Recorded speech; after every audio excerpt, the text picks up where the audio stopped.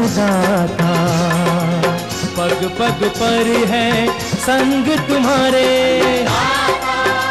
अन्नदाता।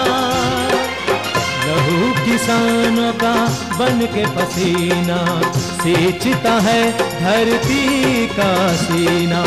मेहनत का तेरी हक दिलवाने, नई तकनीक नई खोज बताने। पशुधन को गुणवान बनाना, पौध सुरक्षा को सिखलाना, खेती के सब गुर समझाने, भारत का सरताज बनाने। आठों पहर है संग तुम्हारे अन्नदाता, अन्नदाता।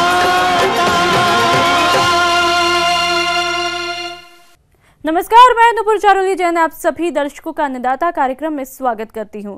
हर रोज की तरह कार्यक्रम में लेकर आई हूं खेती बाड़ी से जुड़ी हुई बहुत सारी लाभकारी जानकारियां। तो चलिए सबसे पहले देखते हैं क्या है विशेष आज के कार्यक्रम में। बेर बाग से अधिक फलों का उत्पादन लेने के लिए किए जाने वाले जरूरी कार्य। अच्छे बाजार भाव के लिए सब्जी हेतु तो अगेती मटर की वैज्ञानिक तरीके से खेती पर जानकारी।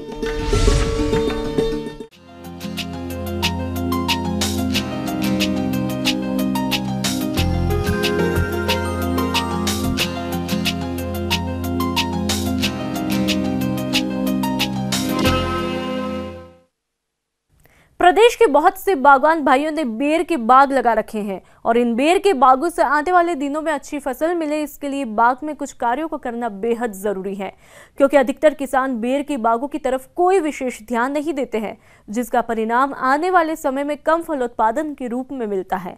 तो किसान भाइयों, बेर के बागों में कौन कौन से कार्यों को करना बेहद जरूरी है, इस बारे में जानकारी दे रहे हैं कृषि अनुसंधान केंद्र मंडूर जोधपुर के बागवानी विशेषज्ञ डॉक्टर RL भारद्वाज। खरपतवार नियंत्रण करने के लिए हमें कल्चरल एक्टिविटी ही करनी चाहिए और उसमें ट्रैक्टर चलित संसाधनों से, ट्रैक्टर चलित जो कल्टीवेटर है उसके द्वारा और बाकी मैनुअल।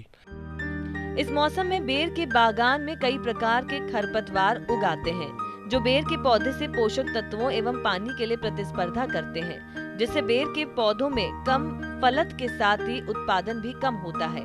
इसलिए बागवान भाइयों, आप बेर के बागों में खरपतवारों का नियंत्रण कब और कैसे करें, इसके बारे में जानकारी दे रहे हैं। तने के पास में कैनोपी के नीचे हमें मैनुअल वीड कंट्रोल करना चाहिए और मध्य भाग में जो बगीचे के बिल्कुल तने के पास में जो घास उगी हुई है उसको जो है हम मैनुअली और हल्की एक होइंग कर देते हैं, और या उसको हाथ से हम उखाड़ भी सकते हैं। जो वीड जो हैं उनको हाथ से उखाड़ के हल्की गुड़ाई कर देते हैं, तो उससे एक तो वो मल्च के रूप में भी काम करते हैं, और दूसरा जो है ये जो वीड जो है यहाँ पे जितना भी हम खाद और उर्वरक प्रयोग करते हैं उनका अवशोषण करके यहाँ की मिट्टी की उर्वरा क्षमता को कम करते हैं, जिससे उपज पे प्रतिकूल प्रभाव पड़ता है।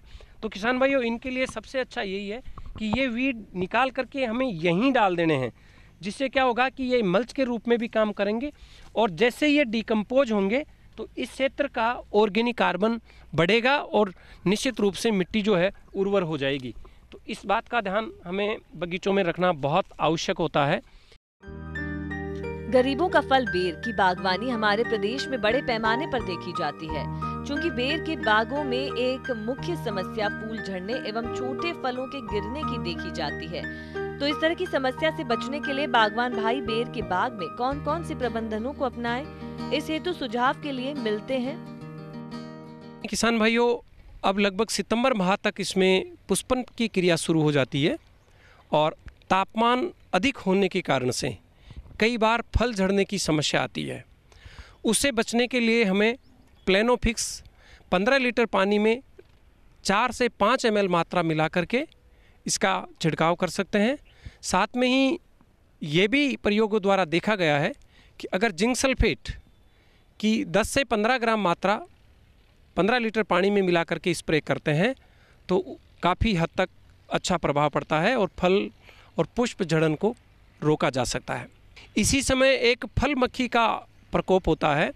ये मक्खी मटर के दाने जैसे फलों के अंदर अंडे देती है और जब फल पकते हैं दिसंबर जनवरी के महीने में, उस समय जो है उनके अंदर मैगट बन जाते हैं और वो फलों को ख़राब करके काना बना देते हैं, जिनको खाने योग्य नहीं छोड़ते हैं।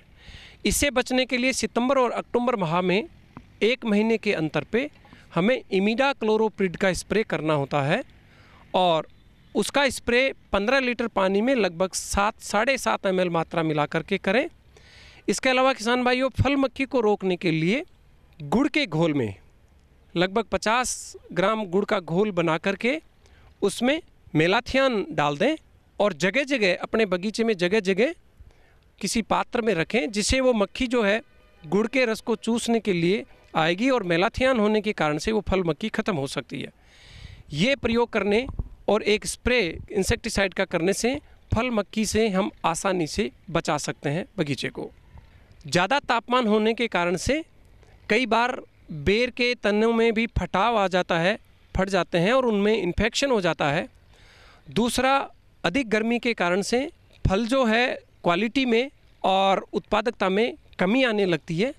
इससे बचने के लिए, कीट रोगों से बचने के लिए और स्टेम बोरर करके एक बहुत बड़ी समस्या होती है बेर में, उससे बचने के लिए तने में लगभग 3 फीट की ऊंचाई तक चूना और नीला तोता का घोल बना करके, और घोल बनाने के लिए 1 किलोग्राम चूना, 1 किलोग्राम नीला तोता अलग अलग पात्रों में रात्रि को भिगोया जाता है और सुबह उनको मिक्स करके पेस्ट बनाते हैं और वो पेस्टिंग जो है अपन तने के ऊपर कर सकते हैं।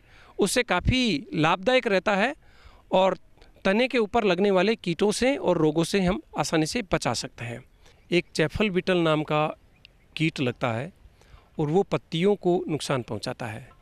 आप देखेंगे कि पत्तियां जो है इस प्रकार से पूरा उसमें छेद करके जाली नुमा बना देता है और कई बार इसका बहुत ही ज़्यादा अटैक हो जाने के कारण से पौधे में प्रकाश संश्लेषण की क्रिया करने के लिए पत्तियां नहीं रहती है और उसमें जो निकलने वाली शाखाएं हैं उनकी संख्या काफ़ी कम हो जाती है और उत्पादन पे बहुत ज़्यादा विपरीत प्रभाव पड़ता है। ये गंभीर समस्या नहीं है, इसको आसानी से रोका जा सकता है। इसके लिए सर्वप्रथम आप अपने बगीचे में ट्रैक्टर के द्वारा 2 बार क्रॉस में जुताई करवा दीजिए, जिससे सभी प्रकार के खरपतवार नष्ट हो जाए। और साथ में ही क्यूनाल्फास 2 ml प्रति लीटर पानी में मिला करके आप एक स्प्रे कर दीजिए, जिससे जो कीट है उसका नुकसान जो है वो बंद हो जाएगा, कीट खत्म हो जाएगा और पौधे अपने सुरक्षित हो जाएंगे। ये थी कुछ उपयोगी जानकारी। अब लेते हैं एक छोटा सा ब्रेक, जल्द लौटेंगे और कार्यक्रम में आगे हैं महत्वपूर्ण जानकारियां। बने रहिए हमारे साथ।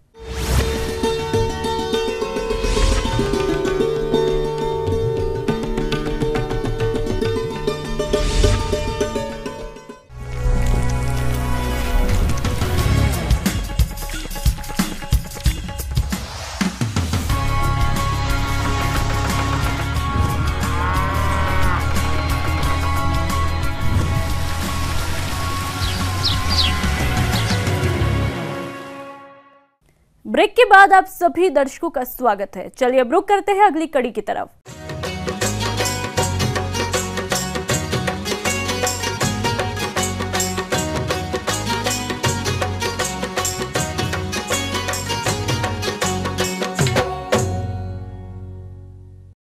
किसान भाइयों, वैसे तो मटर की खेती मुख्य रूप से अक्टूबर माह में की जाती है, लेकिन अच्छे बाजार भाव के लिए सब्जी हेतु अगेती मटर की बुआई सितंबर माह में करना सही रहता है, क्योंकि उपज की जल्दी आवक के कारण किसानों को बाजार में इसका अच्छा मूल्य मिल जाता है। तो जो किसान इस लाभ को देखते हुए मटर की खेती करना चाहते हैं, वे इसकी कौन कौन सी उन्नत किस्मों का चयन करें और इसकी बुआई करते समय किन किन बातों पर विशेष ध्यान दें, आइए जानते हैं विषय विशेषज्ञ डॉक्टर LM यादव से। देखिए, छीमी मतलब आपका सब्जी मटर से है। जो मटर की किस्म हम सब्जी के लिए उपयोग करते हैं या हरा छीमी, उसका उपयोग किया जाता है। बाकी ये बात बचती है कि कैसे लगना है, तो सामान्यतया खेत की तैयारी जो है वो, चूँकि ये डीप रूटेड क्रॉप है, तो ध्यान देना चाहिए कि एक बार गहरी जुताई हो, फिर खेत को खरपतवार मुक्त कर देना होगा।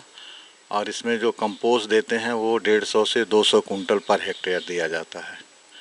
तो वो बराबर खेत में फैला करके अंतिम जुताई से पहले उसको कर देना चाहिए। फिर खेत को जो है क्यारियों और नालों में बना लेना चाहिए। किसान भाइयों, अगेती मटर की खेती के लिए ऐसे स्थान का चयन करें जहां जल भराव की समस्या न हो। खेत का चयन कर लेने के बाद खेत को भली प्रकार से तैयार कर लें। और आइए अब बात करते हैं अगेती मटर की उन्नतशील किस्मों की। तो इसके लिए जो अच्छी किस्में हैं वो एक अर्ली दिसंबर करके है, फिर काशी नंदिनी है जो IIVR बनारस की वैरायटी है, वो भी बहुत अच्छा करती है। फिर एक GC 35 करके है, और जवाहर मटर 3 और 4, ये प्रमुख किस्में हैं जो हम अगेती के तौर पर लगा सकते हैं। इसके बाद इन मटर का जो बीज लगता है वो 50 से 60 kg 1 हेक्टेयर फसल लगाने के लिए पर्याप्त होता है। अलग अलग है, इसको हम हरा इस्तेमाल करते हैं। इसके जो बीज होते हैं जो सब्जी मटर वाला, वो राउंड सीडेड नहीं होता है, ये रिंकल्ड सीडेड होता है। देखते हो टेढ़ा मेढ़ा रहता है, हरा भी होता है पकने के बाद भी। मटर की फसल रोग पर कीटों का प्रकोप अधिक होता है, इसीलिए शुरुआत से ही फसल को सुरक्षित बनाए रखने के लिए बुआई के समय इसे बीजों को उपचारित करना बेहद जरूरी है। तो क्या है बीज को उपचारित करने की सही विधि, आइए जानते हैं।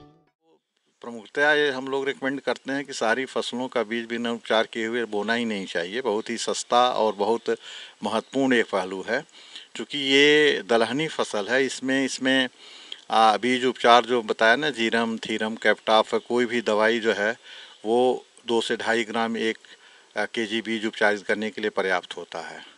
तो ये राइजोबियम कल्चर से भी इसको उपचारित करना चाहिए, क्योंकि ये जिस खेत में आपने दलहनी फसल नहीं लगाई है, अगर राइजोबियम कल्चर से आप वो बीज को ट्रीट कर देते हैं, उसका तरीका होता है कि वो जो पाउडर आता है कल्चर का, उसका गुड़ के साथ घोल बना करके फिर बीज को उसमें डाल करके अच्छे से ऐसा चलाते हैं कि वो उसकी एक पतली लेयर सारे बीज के ऊपर बन जाए। तो ये करना चाहिए। और पहले फंजीसाइड जो मैंने बताया कि जीरम थीरम से उसको करके, फिर बाद में इसका जो आपका जीवाणु है उससे उपचारित करके फिर फसल को बोना चाहिए। तो वो ध्यान रखना होगा। बाकी कतार से कतार की दूरी 30 सेंटीमीटर रखते हैं, और एक कतार में 2 पौधों के बीच की दूरी मिनिमम 15 सेंटीमीटर रखना चाहिए। तो ये सामान्यतः है। बाकी बचता है कि इसमें उर्वरक कितना देना होगा। हम लोग तब रिकमेंड करते हैं, और सरकार का, भारत सरकार का भी अभियान है कि मिट्टी परीक्षण का कार्ड किसानों का बना हो, तो परीक्षण के आधार पर जो है उर्वरक का डिसीजन लिया जाता है कितना उसमें देना चाहिए। मटर की फसल की अच्छी बढ़वार हेतु प्रति hectare urea 20 kilogram, DAP 50 kilogram, zinc sulphate 20 kilogram, potash 40 kilogram प्रति हेक्टेयर की दर से प्रयोग करना चाहिए। इसमें यूरिया को छोड़कर शेष सभी उर्वरकों की मात्रा बुआई के समय ही प्रयोग करना उचित रहता है, तथा यूरिया की मात्रा को बुआई के 20 से 25 दिन बाद उपरिवेशन के तौर पर दें। ये तो वही 70-75 दिन की ये क्रॉप होती है जो अगेती हम लगाते हैं। तो ये सामान्य प्रक्रिया है जो हम फसल को लगाने में खाद उर्वरक क्या देंगे इसका ध्यान रखा जाता है। बरसात का मौसम है तो सिंचाई तो सीधा संबंध है कि अगर खेत में नमी है तो आपको सिंचाई नहीं करनी है। अब बात आती है कि अगर वर्षा हो गई तो स्वाभाविक है समस्या ये भी आ जाती है कि चूँकि ये ऐसी फसल है, अगर पानी लग जाएगा क्यारी में तो उकठा बीमारी इसमें आ जाती है।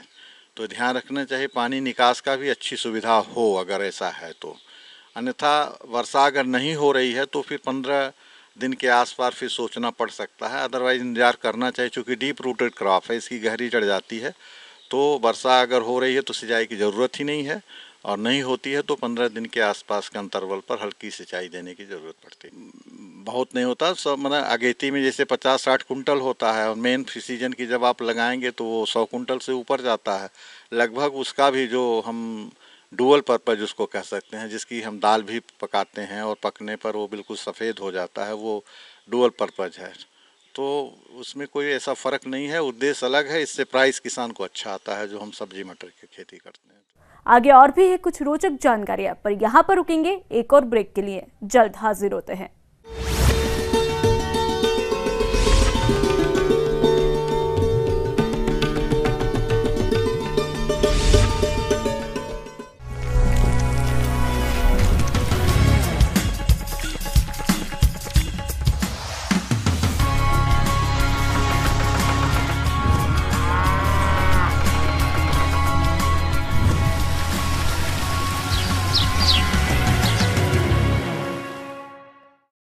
ब्रेक के बाद एक बार फिर से आप सभी दर्शकों का अन्नदाता कार्यक्रम में स्वागत है। बढ़ते हैं अगली प्रस्तुति की तरफ।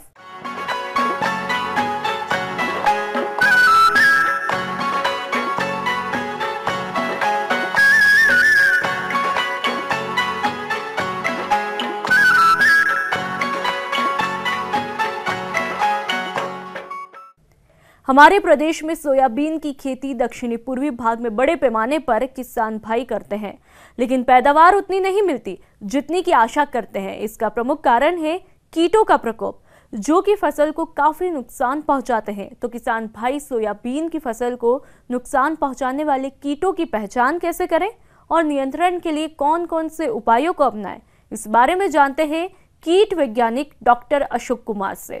मैं अभी सोयाबीन की खेत में खड़ा हूं और जैसा कि मैं देख रहा हूं कि सोयाबीन ठीक है, पर इसमें क्या है कि बहुत प्रकार के कीड़ों की समस्या देखी जा रही है। किसान भाइयों, सोयाबीन की फसल को तना मक्खी कीट और गर्डल बीटल कीट द्वारा नुकसान पहुंचाया जाता है, तो आप इनका नियंत्रण किस तरह से करें, आइए जान लेते हैं। जैसे कि आपकी खरीफ में वैसे भी क्या है कि तना मक्खी का बहुत ज़्यादा प्रकोप रहता है और ये क्या है 95 से 98-99% पौधों में ही देखी जा रही है और ये शुरू से लेके अब इसका प्रकोप आखिरी तक देखा गया है। तो इसमें क्या है कि उत्पादन पे काफ़ी अंतर हमने देखा है। जैसे ही आप इसको पौधे के तने को चीर के देखोगे तो उसमें लाल भूरे रंग की पतली सुरंग टाइप की दिखाई देती है और उसमें छोटी इल्ली या उसका जो शंखी है वो भी दिखाई देती है, जो निश्चित तौर पर इसको बताती है कि ये तना मक्खी है। तो अभी भी हमारे किसान भाई जो हैं वो कोई भी दैहिक विष जैसे इमीडाक्लोप्रिड का 200 मिलीलीटर प्रति हेक्टेयर या जो थायोमिथाक्सोम है उसका भी 100 मिलीलीटर प्रति हेक्टेयर की दर से यदि किसान भाई छिड़काव करते हैं तो निश्चित तौर पर इसका प्रकोप रुक जाएगा। तो इसमें और तने की इल्ली भी जो गर्डल बीटल भी है कहीं कहीं देखने में आ रही है कि इस अवस्था में आ रही है। वैसे भी चक्रभृंग जो है इसका प्रकोप कम हो रहा है और ये पहली अवस्था में आती है पर अभी भी इसका प्रकोप देखा जा रहा है। तो निश्चित तौर पर ये सभी क्या है कि बहुत ही सामयिक है कि उनको हम नियंत्रित करें और इसके लिए क्या है कि और भी बहुत सी दवाइयां हैं, जो भी दवाइयां हमारे पास हैं जैसे साइक्लोहेथ्रीन है, लैम्डा साइक्लोहेथ्रीन, इसका भी जो 5 EC है इसका भी हम उपयोग कर सकते हैं। इसके अलावा सोयाबीन की फसल को कुछ इल्लियों द्वारा भी अत्यधिक नुकसान पहुंचाया जाता है, तो आप इनका समय रहते नियंत्रण कैसे करें, आइए जान लेते हैं। साथ ही साथ क्या हमने इसमें देखा कि जो तंबाकू की इल्ली और कहीं कहीं पे जो रोएदार कंबल कीड़ा है इसका भी प्रकोप बहुत ज़्यादा देखने में मिल रहा है। तो निश्चित तौर पर यदि इनके प्रकोप से हमको क्या है जो बची कुची हमारी फसल है उसको भी काफ़ी नुकसान हो सकता है। ये इल्लियाँ यदि हम नहीं देखेंगे, नहीं करेंगे तो ये 4-5-6 दिन बाद ये पूरे खेत में फैल जाएगी और हमारी जो अभी भी फूल आ रहे हैं और जो छोटी छोटी फलियाँ हैं इनको खा के काफ़ी नुकसान पहुँचाएगी। निरीक्षण करते रहें, जहाँ पे भी उनको ऐसे पौधे दिखें जिसमें जो हरी जो क्लोरोफिल है वो ना हो और जालीदार बन गई हो और दूर से ही ऐसे पौधे परिलक्षित होते हैं तो इन पौधों को उखाड़ कर गाड़ दें या जला दें कि आप फिरोमोन प्रपंच का उपयोग करें। माने 10 से 12 प्रति हेक्टेयर की दर से ये दूर दूर पे पूरक लगाएं और इसमें प्रकाश की व्यवस्था है खेतों में, वहाँ हम प्रकाश प्रपंच लगा सकते हैं। तो प्रकाश प्रपंच में क्या हर प्रकार के कीड़ों के नर मादा दोनों आते हैं जो हमको उस क्षेत्र में हानि पहुँचाते हैं। तो उनके नियंत्रण के लिए जो भी दवा उपलब्ध हो, जैसे एक न्यूओलिरॉन आता है, ये जो है ये दवा है 10 EC, तो इनका 375 मिलीलीटर प्रति हेक्टेयर के हिसाब से हम कहते हैं कि छिड़काव करें। सफेद मक्खी कीट द्वारा सोयाबीन की फसल में पीला मोजैक रोग को फैलाया जाता है, तो आप इस कीट का नियंत्रण कैसे करें, आइए जान लेते हैं। तो देखिए क्या है कि कहीं कहीं पे ये देखने में आ रहा है जहाँ फसल देर से बोई गई है तो काफ़ी फसल पीली पीली पड़ रही है। मतलब क्या है कि इसमें पीला मोज़ैक लग गया है और पीला मोज़ैक जो है सफ़ेद मक्खी से फैलता है। तो यदि मान लीजिए कम पीला मोज़ैक का प्रकोप है तो ऐसे पौधों को भी उखाड़ कर हम जला दें या मट्टी में दबा दें। तो अभी भी हमारे किसान भाई जो हैं वो कोई भी दैहिक विष जैसे इमीडाक्लोप्रिड का 200 मिलीलीटर प्रति हेक्टेयर छिड़काव करते हैं तो निश्चित तौर सफ़ेद मक्खी इसका प्रकोप रुक जाएगा। तो मैं किसान भाइयों को बहुत बहुत धन्यवाद देता हूं। आशा करता हूं कि आप निरंतर निरीक्षण करें, क्योंकि यदि किसान भाई अपने खेतों में निरीक्षण करेंगे तो समझ लीजिए कि उनकी उपज वैसे ही अपने आप बढ़ जाएगी।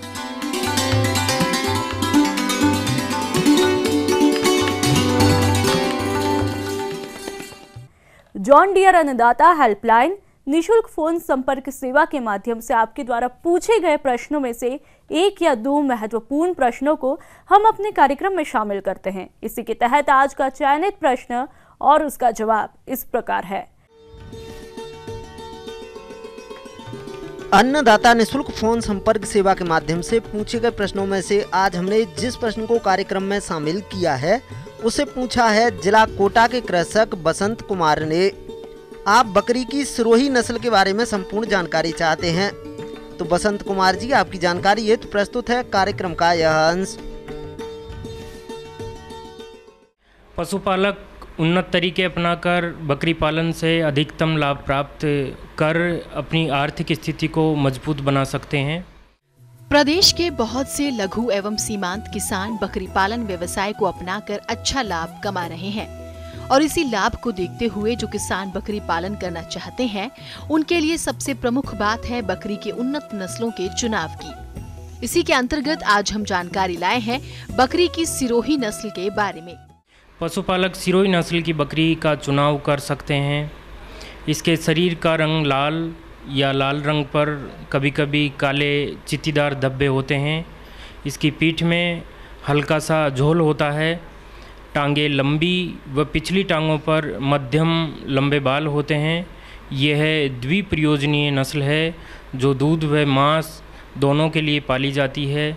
बीजू बकरे को 1 से 1.5 साल बाद रेवड़ से बदल देना चाहिए जिससे अंत प्रजनन के नुकसान से बचा जा सके। किसान भाइयों, बकरियों के लिए जो बाड़ा बनाया जाता है ध्यान रखें कि इसका फर्श कच्चा रहे ताकि बकरियों के मूत्र को आसानी से सोख सके, जिससे बकरियों को हमेशा सूखा स्थान मिले।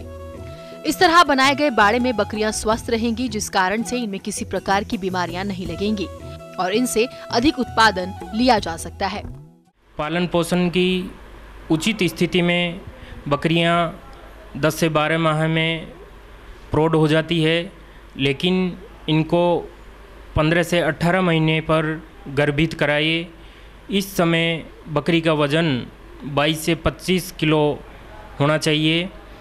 बकरी के गर्मी में आने के बाद 12 से 18 घंटे के भीतर गर्भित करवाना चाहिए। किसान भाइयों, बकरियों की सही बढ़वार के लिए समय समय पर संतुलित आहार देना आवश्यक होता है। इसके अलावा बकरियों को साल में 3 बार कृमिनाशक दवा पिलाएं ताकि पेट के कीड़ों से निजात पाई जा सके। नवजात बच्चों को पैदा होने के आधा घंटे के अंदर खीस पिलाए। इससे उन बच्चों में रोग प्रतिरोधक क्षमता बढ़ती है। बच्चों को 15 दिन का होने पर हरा चारा और बाट मिश्रण खिलाए और 3 महीने के होने पर दूध पिलाना बंद कर दें। दूध देने वाली बकरियों को 1 किलो दूध पर आधा किलो बाट दे और बाट में 2% खनिज मिश्रण दे व 1% नमक दे। गर्भित बकरियों को आखिरी के 2 माह पर 300 से 400 ग्राम बाटा देवे। बकरियों को हरा चारा व सूखा चारा देवे। आहार में कभी भी अचानक से बदलाव नहीं करें और बकरियों को साफ पानी दिन में 2 से 3 बार अवश्य पिलाएं।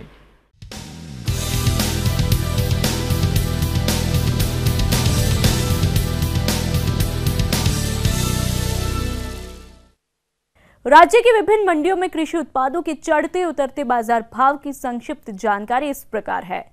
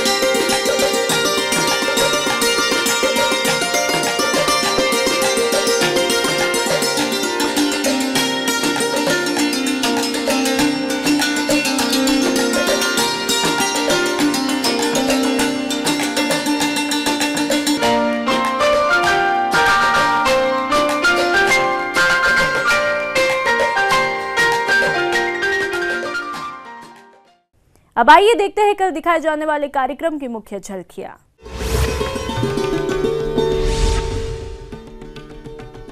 टिकाऊ खेती पर तकनीकी जानकारी,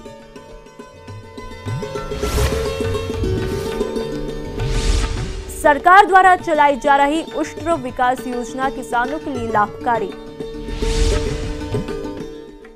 हम ये उम्मीद करते हैं कि आज का कार्यक्रम आप सभी दर्शकों के लिए उपयोगी रहा होगा।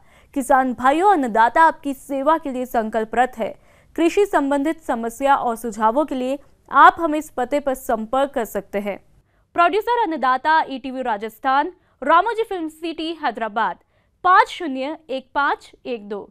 साथ ही आप हमें ईमेल भी कर सकते हैं। हमारा ईमेल है p18annadatarajasthan@nw18.com। इसके अतिरिक्त आप हमें जॉन डियर निःशुल्क हेल्पलाइन नंबर 180041922155 पर सोमवार से शनिवार सुबह 10 से शाम 4 बजे के बीच संपर्क कर सकते हैं। फिलहाल अन्नदाता की पूरी टीम को इजाजत दीजिए। कल फिर इसी समय आपसे मुलाकात होगी कृषि संबंधित कुछ और महत्वपूर्ण जानकारियों के साथ। नमस्कार।